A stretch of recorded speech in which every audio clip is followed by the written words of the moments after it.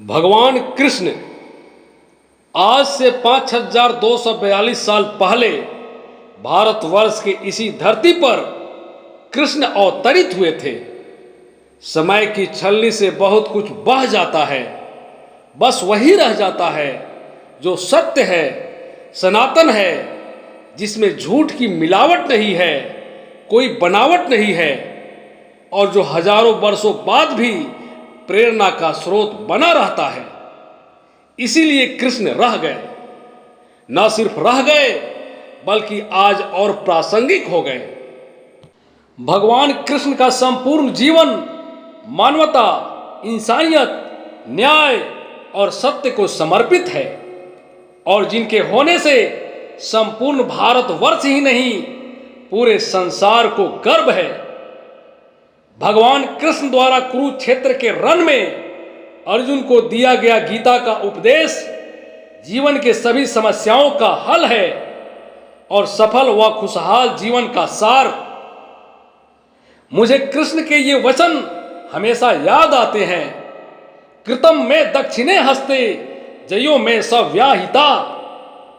यदि मैं सीधे हाथ से कर्म करूंगा तो मेरे उल्टे हाथ में विजय अवश्य होगी।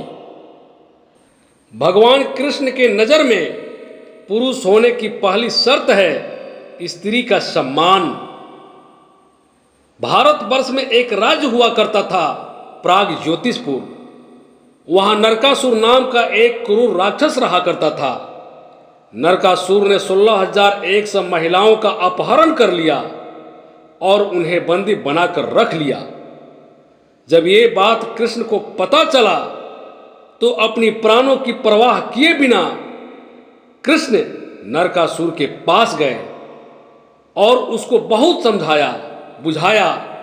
नरकासुर नहीं माना तो कृष्ण ने युद्ध किया, नरकासुर को हराया और उन 16,100 महिलाओं को नरकासुर के कैद से मुक्त कराया। वो सभी महिलाएं स्वतंत्र तो हो गई, लेकिन जाएं कहां, क्योंकि उनके घर वाले उनको अपनाने को तैयार ही नहीं हुए। उनकी पवित्रता पर प्रश्न उठाने लगे। लोकलाज, मान मर्यादा जैसे बात कहकर उनके घर वालों ने अपने ही बेटियों, अपने ही बहनों के लिए घर के दरवाजे बंद कर दिए। वो सभी महिलाएं रो रो कर कृष्ण से याचना करने लगी, पर कृष्ण प्रलय की नाद अनसुना कर सकते हैं, किसी बेबस की पुकार नहीं। उन सभी महिलाओं को समाज में सम्मान दिलाने का केवल एक ही उपाय था कि कृष्ण खुद उनसे विवाह कर ले। कृष्ण ने यही किया। 16,100 वरमालाएं अपनी गले में पहन ली, लेकिन दाम्पत्य संबंध सिर्फ अपनी अष्टभार्या से रखा। अष्टभार्या यानी कृष्ण की 8 रानियां। ये 16,100 महिलाएं आजीवन कृष्ण की पत्नी बनी रही, लेकिन कृष्ण ने कभी उनके तन और मन पर अपने पति वाला अधिकार नहीं जताया। भारतीय संस्कृति का उपहास उड़ाने वाले जब कृष्ण की 16,100 पटरानियों की ओर उंगली उठाते हैं तो वे ये भूल जाते हैं कि ये विवाह कृष्ण ने अपने व्यक्तिगत सुख के लिए नहीं, उपभोग के लिए नहीं, स्त्री जाति का मान व मर्यादा रखने के लिए किए थे। कृष्ण जानते थे कि आने वाला समय आधी अधूरी जानकारी के आधार पर उन्हें आलोचना का पात्र बना सकता है, उनके चरित्र पर उंगली उठा सकता है, लेकिन जो आलोचना के डर से सही कर्म करने से पीछे हट जाए वो कोई और होगा, कृष्ण नहीं। कृष्ण पूर्ण पुरुष थे क्योंकि स्त्री का सम्मान उनके लिए सर्वोपरि था। अर्जुन को उन्होंने कर्णवध का आदेश भी इसीलिए दिया था कि जब कौरवों की सभा में दुशासन द्रौपदी को निर्वस्त्र कर रहा था तब कर्ण चुपचाप बैठकर देखता रह गया। उसने उस कुकर्म का विरोध नहीं किया। महाभारत के युद्ध में जब कर्ण ने अपने वध को धर्म विरुद्ध बताया तो कृष्ण ने कर्ण की निंदा करते हुए कहा था, प्रलापी ओ उजागर धर्म वाले, बड़ी निष्ठा बड़े सत्कर्म वाले, सभा में द्रौपदी को खींच लाके सुयोधन की उसे दासी बता के सुआमा जाति को आदर दिया जो, बहुत सत्कार तुम सबने किया जो। नहीं वह और कुछ वो सत्कर्म ही था, उजागर शील भूषित धर्म ही था। बात सीधी सी है, जो औरत का दर्द नहीं समझते, कृष्ण उनको मर्द नहीं समझते। कौन थे कृष्ण? पूर्ण परमेश्वर, भगवान विष्णु के अवतार। और गंधारी कौन थी? एक साधारण स्त्री।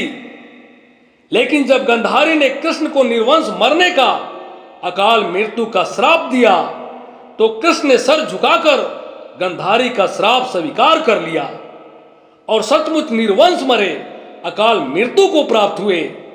कृष्ण चाहते तो गंधारी का श्राप अस्वीकार कर देते, लेकिन एक स्त्री के शब्द को झुठलाना कृष्ण के चरित्र में नहीं था।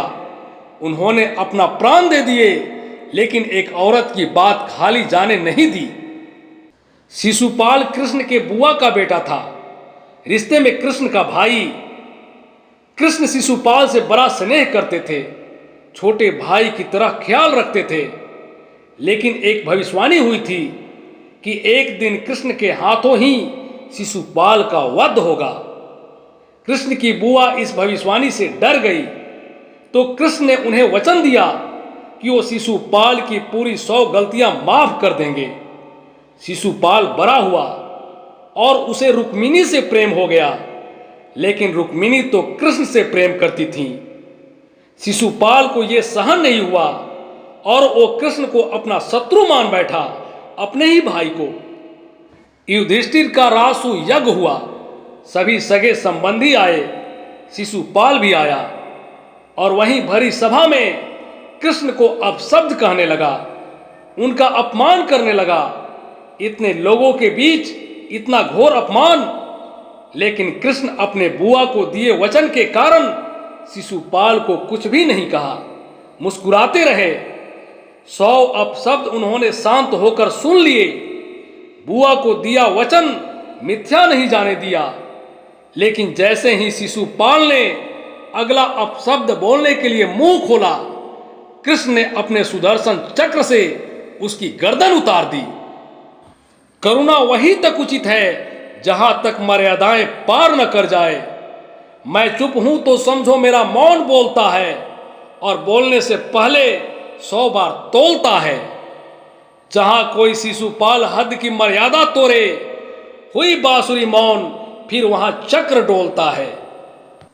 ये है वो पाठ जो मैंने कृष्ण से सीखे और जो पूरी मानव जाति के लिए आदरणीय और अनुकरणीय है, और उसे आत्मसात कर जीवन की हर उलझी डोर को सुलझाया जा सकता है।